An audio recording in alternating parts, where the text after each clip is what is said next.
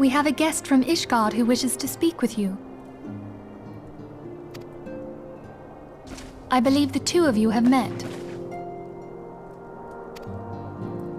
We have. I had hoped to speak with Commander Leveilleur as well, but I cannot afford to wait any longer.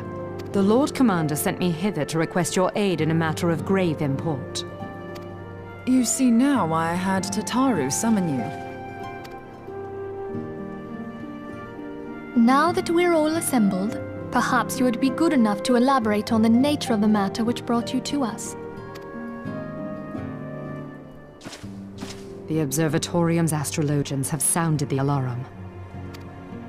Last night, the Dragon Star burned with an intensity not seen in 15 summers. Not since the Dravanians engaged the Empire in the Battle of Silvertear Skies.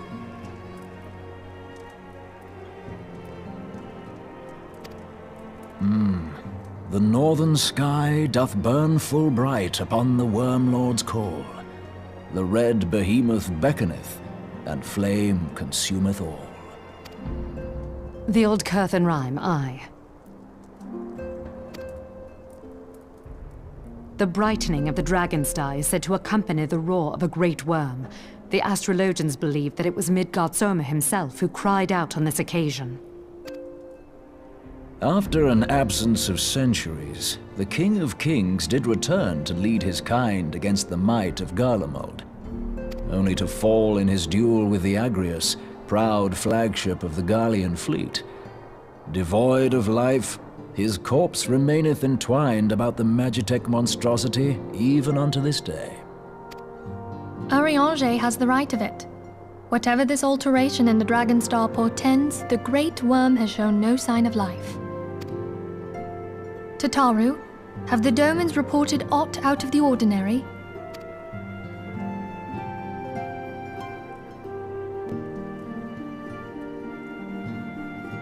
Correct me if I'm wrong, but if Midgardsormr had roared, wouldn't we have heard it here in Revenant's Toll?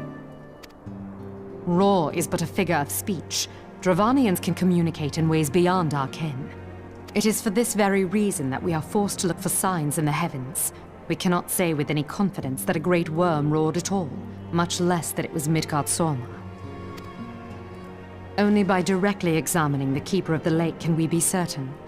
However, it will take too long to gain the Holy See's approval to dispatch the Temple Knights. Therefore, Sir Emric would entrust this task to you. Do you accept? We knew you would not disappoint us. Now, if you would excuse me, I must return and assist the Lord Commander. We have precious little time to prepare. To prepare for what, pray tell? When a great worm roars, his brethren cannot choose but answer. We prepare for battle.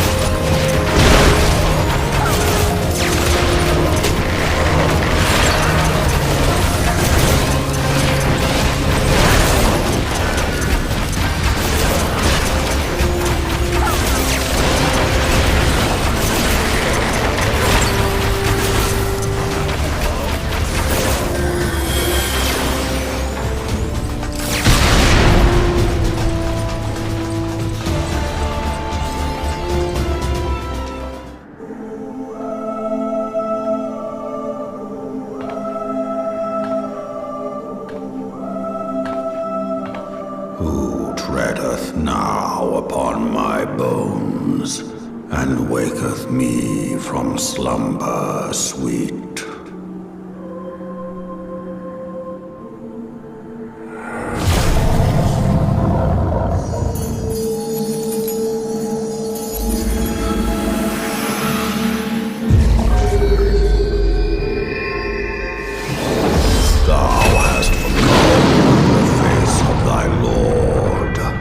Remember, mortal, and fear me.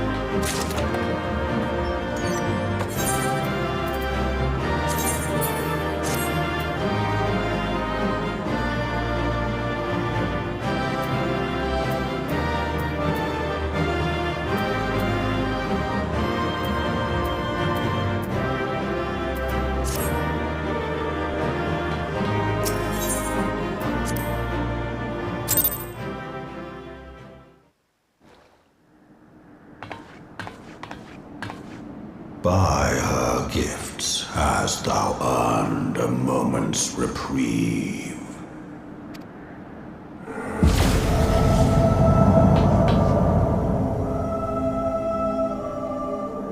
Speak, mortal, and I shall listen.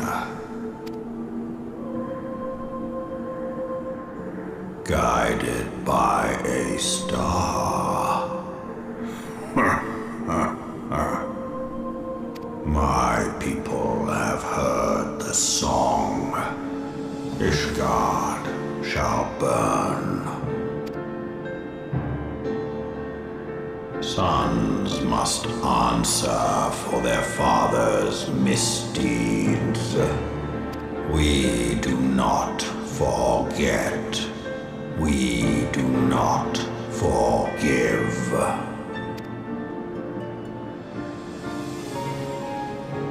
7 children did I sire.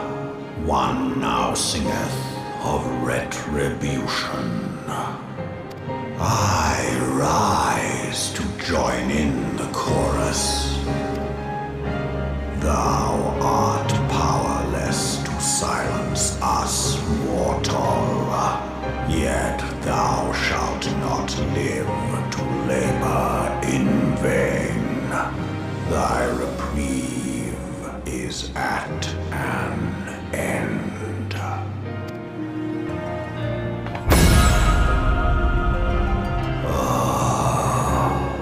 Trickery is thy shield. This frail, ignoble creature is not gifted, but chosen. Hearken to me, Hydaelyn. I remember, and I consent. Fear not, mortal. I shall not harm thee.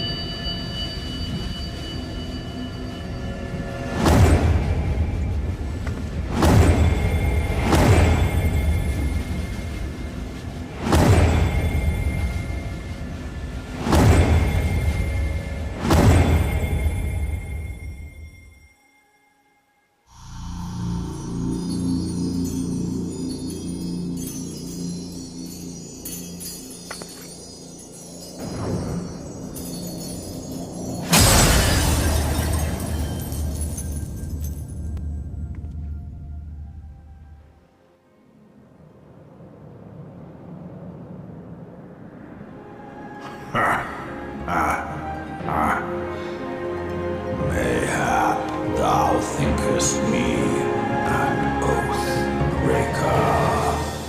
Thou art mistaken. If thou comest to harm, it shall be by another's hand, not mine. I did but strip thee of thy mistress's feeble blessing. Thou didst profit much by her grace, but no more.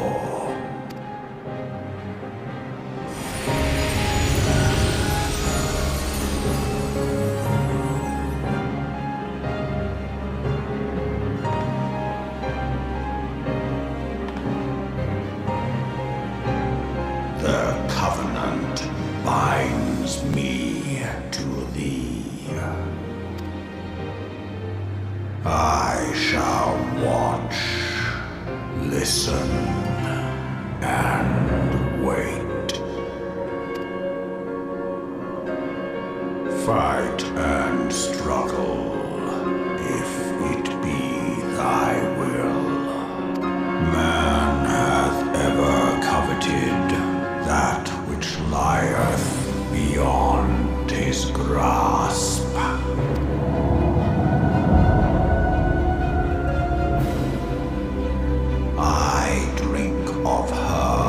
body, and thence doth mine own find new life. When it hath grown whole, the loyal and penitent shall rejoice. The dragon song heraldeth our beginning and an end.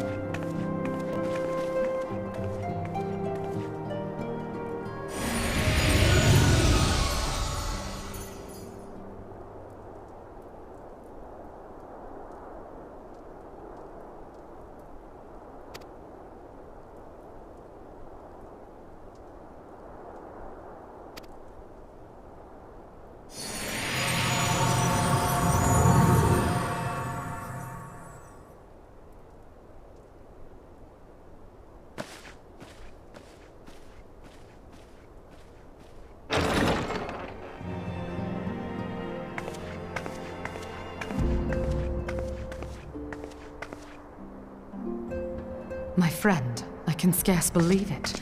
You confronted the Worm Lord and lived to tell the tale.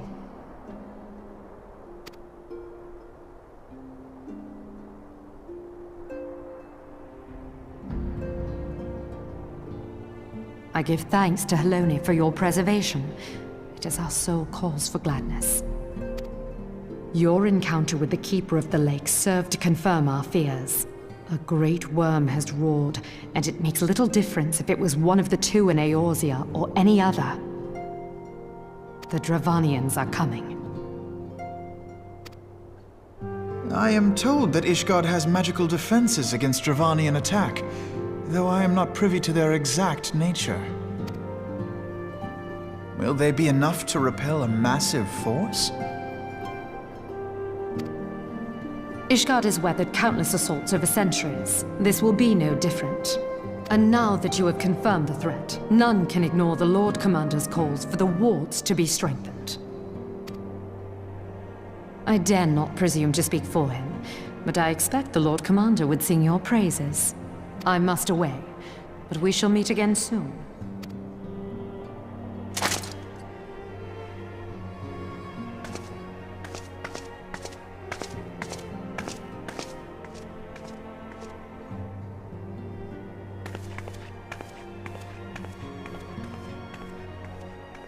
Countless assaults weathered, and this will be no different?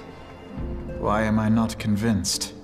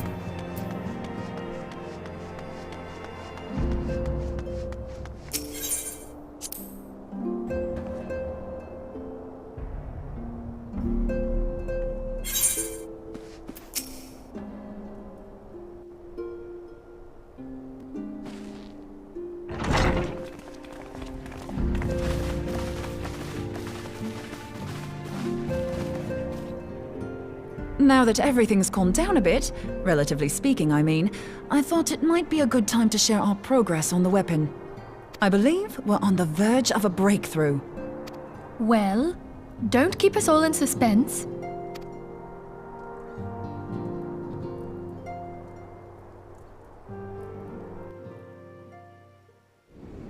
Just in case anyone's forgotten, let's start by reviewing what we already know. So, an Ascian is an immortal because its soul doesn't return to the ethereal realm when its host is defeated. Instead, it flees to the place that lies between our world and the void. Therefore, the first step to permanently defeating an Ascian is preventing its soul from making this journey. And if you recall, when we last gathered here, I had verified that White Auracite has adequate capacity to entrap the beings, albeit only briefly. Which left the small matter of their extermination. Aye. To unmake an Ascian soul, one must needs smite it with a concentrated burst, or blade, of purest ether, However, we wanted for both the data and the means to forge such a weapon. Short of experimenting on an actual Ascian, you see, there's no way to gauge how much ether its soul is made of. As such, we don't know what etheric density our blade needs to have in order for it to work. So we'll just have to make the densest blade we can and hope for the best. Though that would require a lot of ether. Hang on a minute! Why didn't we think of this before? White aurosite can hold an absolute heap of ether, can't it? Please tell me you're joking. God's sakes, Ida. I feel as though I'm reliving the same scene over and over with you. How many times do you need to be told that white aurosite cannot store ether for long periods? Being intangible matter, ether is given to dispersion. Only in its crystallized form is it a stable source of energy. I will test you later on this, so see to it you do not forget. Right, yes. It's all coming back to me. So our hopes rest on good old crystals again, do they? While they are certainly reliable, they leave something to be desired in the area of portability. Indeed. I am reminded of the quantity of corrupted crystals required to thwart Leviathan, and the extraordinary lengths to which the Lamentsons went to transport them. What if it should prove that a similar quantity was needed to destroy an Ascian's soul? Or still more? I do not envy the poor sod who has to lug all of that around, on the off chance that an Ascian appears. That's the very problem we set out to solve. And I reckon we've found the answer. If it isn't practical to lug around the ether we need, we'll just have to draw upon another source. And the only viable source is the land. If you mean to tap the great river of ether, know that it will entail considerable risk. Meddling with the currents may well induce a surge like to the one which despoiled Mordona. Give me a bit more credit, will you? Why would we need to tap the river when there are veritable reservoirs jutting out all over the land? I speak of corrupted crystals. It might be that their aspect is out of balance, but a crystal's a crystal. It contains ether, and we can help ourselves to it. While corrupted crystals are indeed abundant, there is no guarantee that they will be in close proximity at a crucial moment. But what if we don't need them to be? What if we could tap their power from afar? A malm away, say? If we could do that, we'd have ready access to ether aplenty in almost every corner of Eorzea.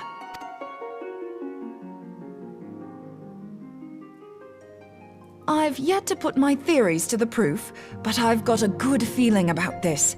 If no one has any objections, I'd like to see where this avenue leads.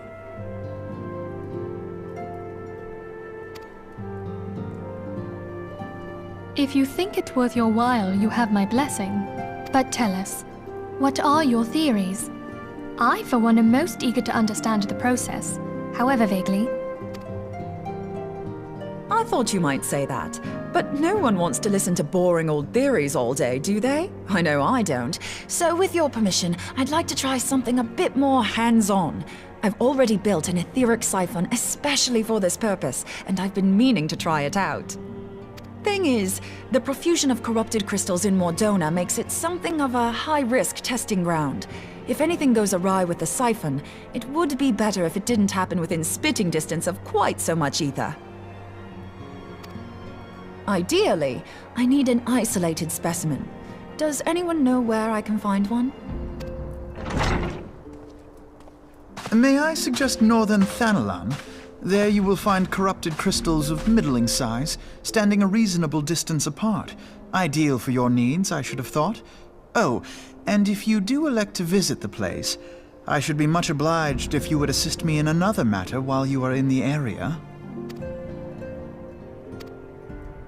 Has something happened?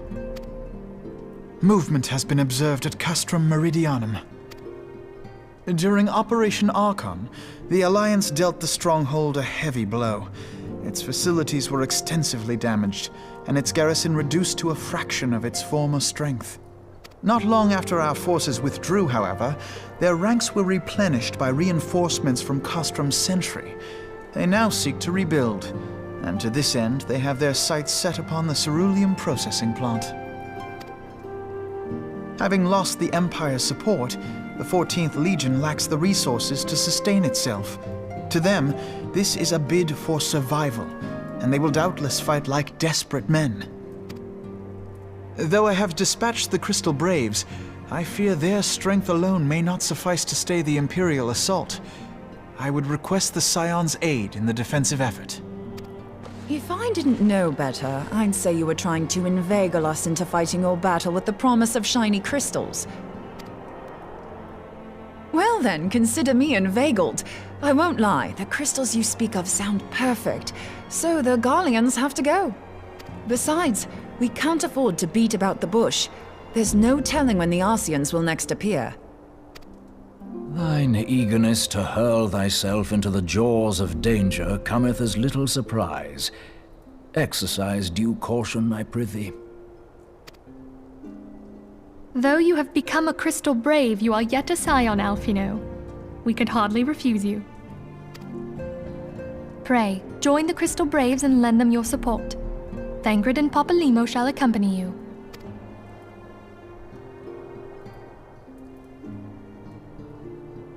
Ida and Yashtola, in the meantime I would have you assist Moonbreeder. Scout out the crystal clusters, that the testing may commence as soon as the Garlean threat has been eliminated. If it please you, I shall continue mine own experiments on white aurosite. Thank you, Arianger. Everyone, pray see to your preparations and depart as soon as you are able. Go well, and be safe.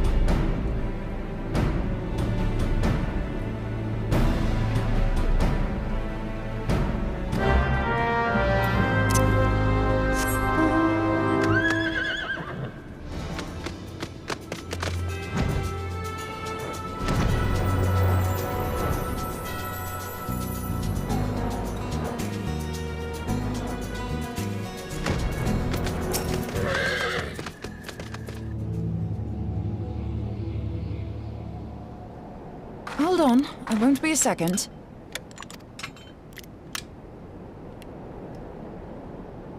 The beast seemed peckish, so I gave it a taste of my axe.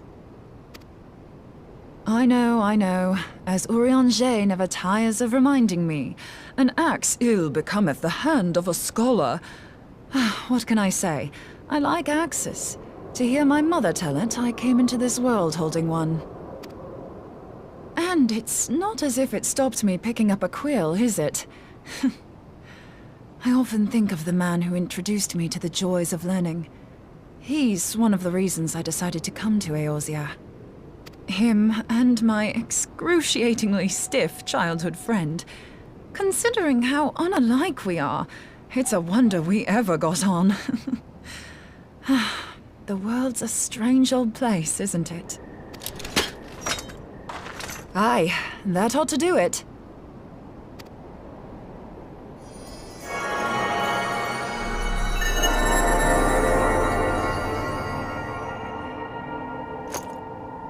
So far, so good.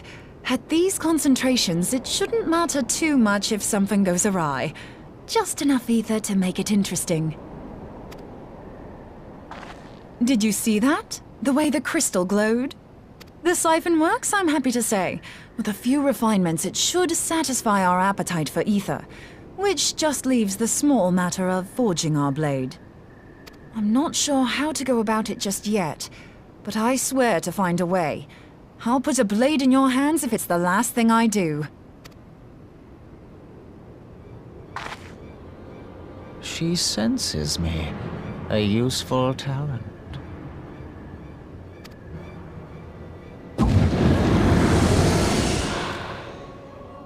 An Ascian. Are they onto us? By your brand, I see you are an Archon of Hydaelyn, keeper of knowledge, seeker of truth. Meddler. I don't know what the hell's you're saying, but I don't much like your tone. Your instincts serve you well. But come, be not unsettled on my account. That lovely brow was not made for frowns. But I waste my breath. Let me direct my words to one who understands them. We meet at last, warrior of light. I am Nabriales. And you have long been a thorn in my side. I suffered the overweening presence of La Habrea that men might host the power of gods, only for you to undo my hard work.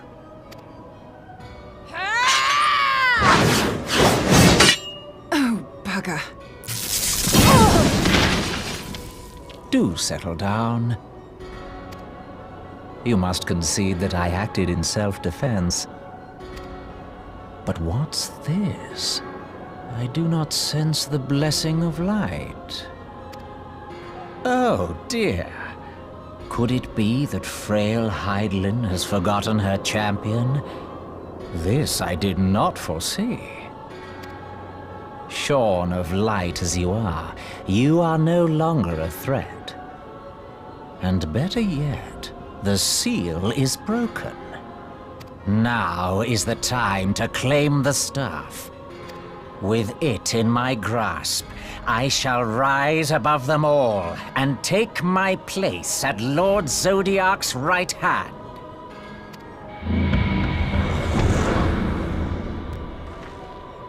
What did that bastard want with us?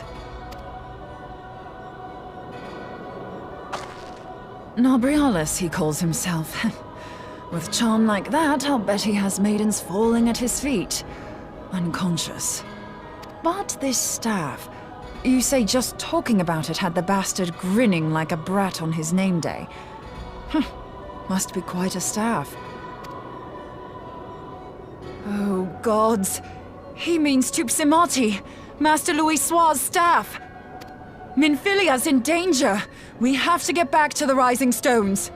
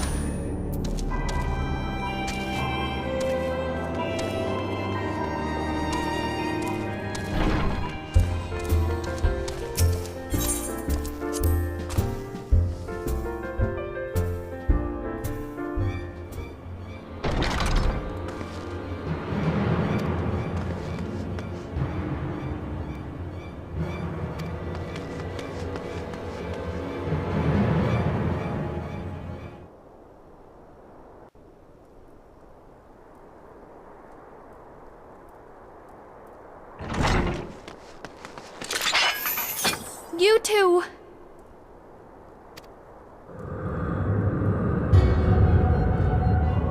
So, you were able to divine my intent. What now, Warrior of Light? Ah, but that name is no longer fitting. You have become decidedly dull, and quite incapable of barring my entry. What do you mean? You truly do not know? Then I suppose it is only right that I enlighten you. The blessing of light kept you and your fellow meddlers safe. It was that which prevented my kind from entering your domain. My kind, I say, though it had no power over the likes of Elidibus and La Habrea. Being of this world, they could come and go as they please, while I could only look on. But I need look no longer. Now that the seal is gone, I mean to act. Unlike the others, I am not given to waiting. I shall take that staff and bring about the next rejoining. Rejoining? Then it was your doing. The Isle of Val, the scholars, all of it.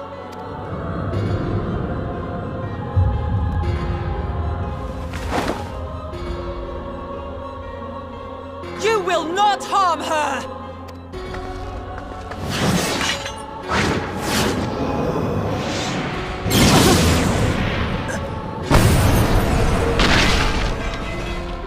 Moonbreeder! Why must you insist on forcing my hand? Did you learn nothing from our last meeting? Ah, but I forget. My words fall upon deaf ears. The staff is but a broken relic, a memorial to the departed. What possible use could you have for it?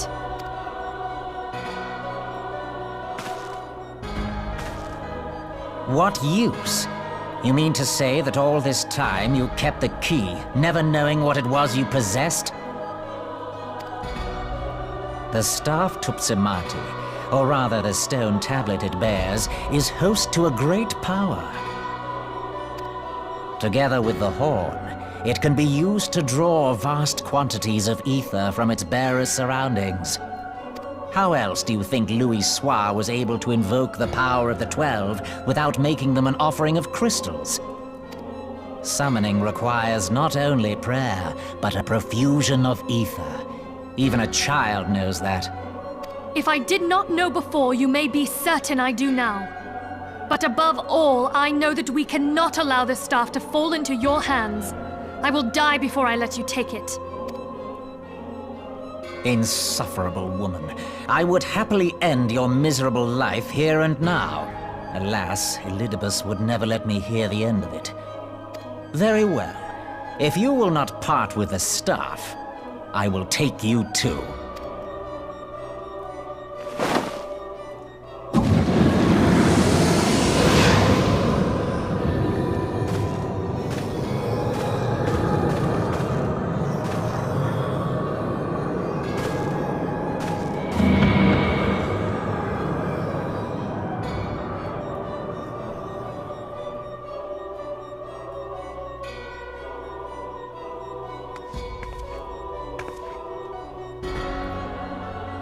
After them! Quickly! Before the rift closes!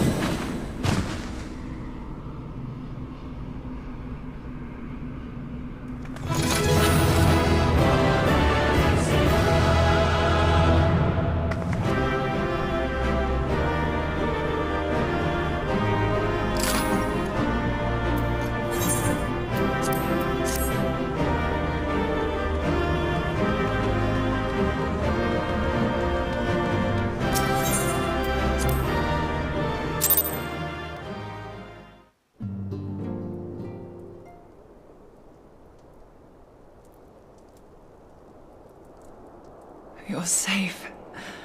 Thank the 12.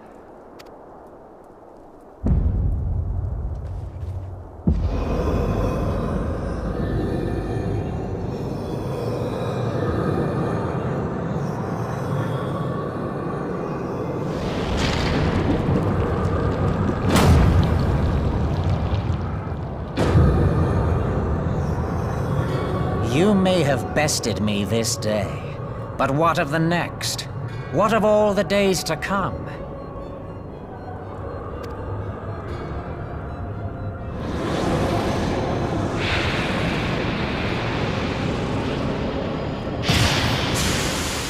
Remember, light no longer holds sway here. I may return whensoever I wish, again and again and again. Eventually, you will falter, and the staff will be mine. Until next time, scions.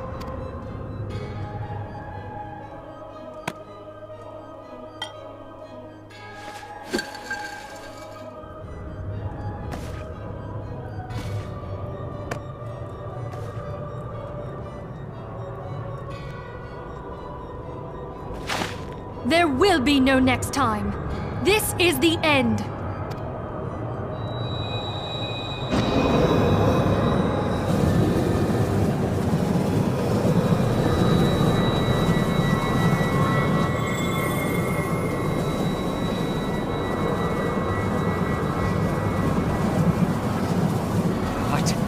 What trickery is this?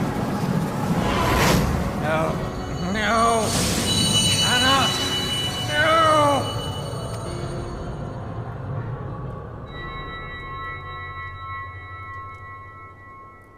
Use Tube Samati to gather Aether. Quickly, before he breaks free!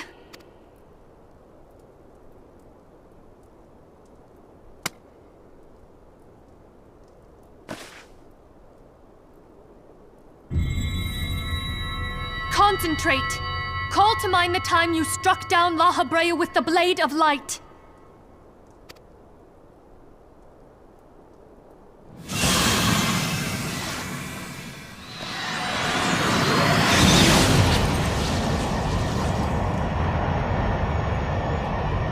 Why won't it work?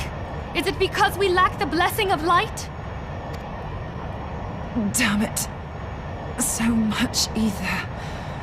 And it still isn't enough. Fools! No mortal prison can contain me! I shall make you pay for your insolence!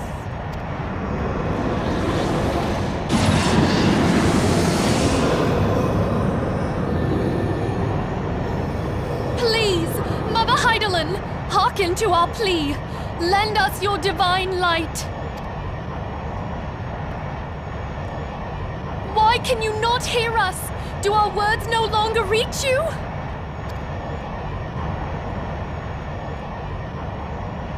If only we had a bit more Aether.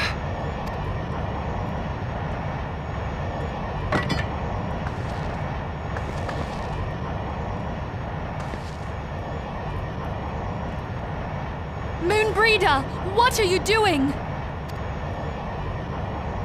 Master Louisoix, I understand now. The choice you made in death. There is life. Farewell, Urianger. You daft old coot.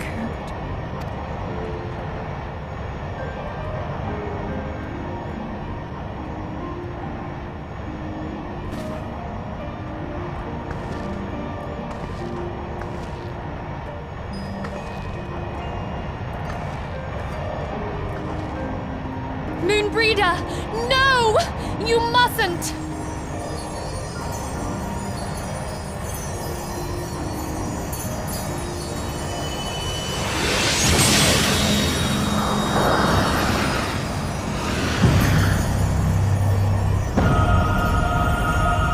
What? No! It cannot end! I am eternal! I am immortal!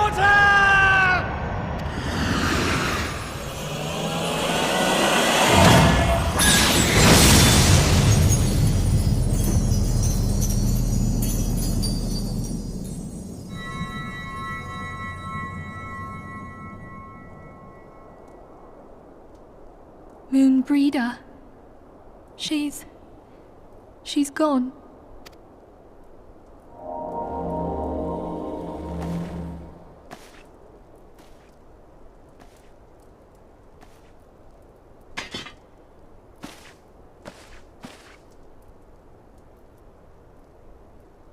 You did it, my friend.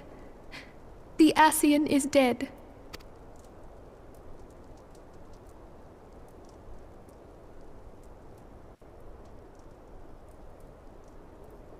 This device is a legacy of Moonbreeder's toils and sacrifice. I shall hold on to it for safekeeping. Minfilia, are you all right? I am. Oh, we were surveying northern Thanalan when we received the distress call. We returned as swiftly as we were able. It seems you have everything in hand, however. What happened here? Where is Moonbreeder?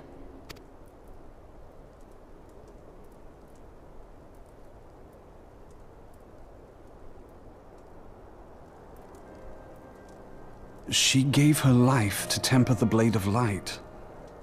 I have no words. Rather than await the inevitable, she took her fate into her own hands. Does Urianger know?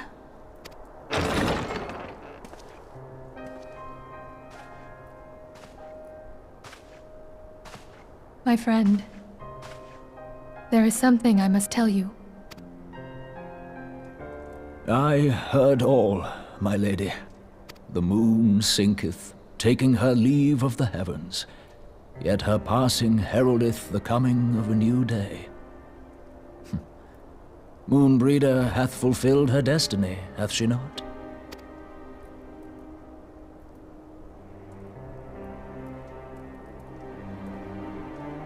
Long ago, far across the seas in the Hydaelyn motherland, Moonbreeder and I did study under the sage tutelage of Master Louisoix. Full oft did he impress upon us that knowledge existeth to serve the greater good.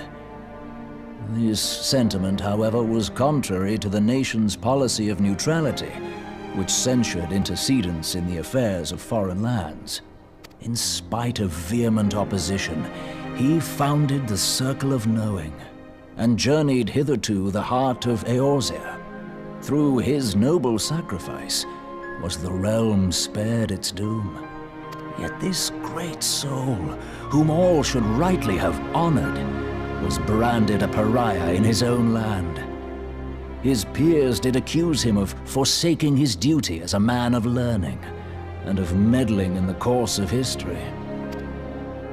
When he left Hydaelyn behind, Master Louisoix gave no word to signal his intent to Moonbreeder. Close as they were, as master and disciple, she was deeply wounded by the sudden exclusion from his confidence. Above all, however, she was confused. Try as she might, she could ill comprehend her master's motive. The slanders that were heaped upon him after his passing served only to inflame the turmoil within her. For years upon end, she knew not what to believe. Torn as she was twixt the man whom she revered and the man who forsook her and his duty both. The Louisoix I knew would never forsake his duty, much less one of his own. This I know full well, my lady. 'Twas not for want of love that Master Louisoix hid his intent. He but desired that Moonbreeder discover her own path, free of the shadow of his influence. Long did I contemplate revealing the truth to her, and long did I hold my peace. After all, was it not Master Louisoix's wish that she come to the truth unaided? I told myself it was, and resolved to let her suffer. Knowingly did I deny my friend the comfort she craved. And now she hath gone to her rest, with doubt still in her heart.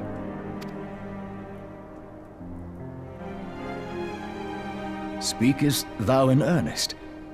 Did Moonbreeder truly come to understand Master Louisoix's will before the end? The realization hath set her free. She may now find the peace which hath for so long eluded her. Oh, Moonbreeder, my dearest, how I shall miss thee. Moonbreeder gave her life that we might possess the means to defeat the Ascians. Her sacrifice must not be in vain. Let us continue her work on the Blade of Aether and see it to completion. My lady, I would mourn Moonbreeder in mine own way. I beg your permission to return to the Waking Sands. Of course, my friend. Take all the time you require. We shall be here should you have need of us.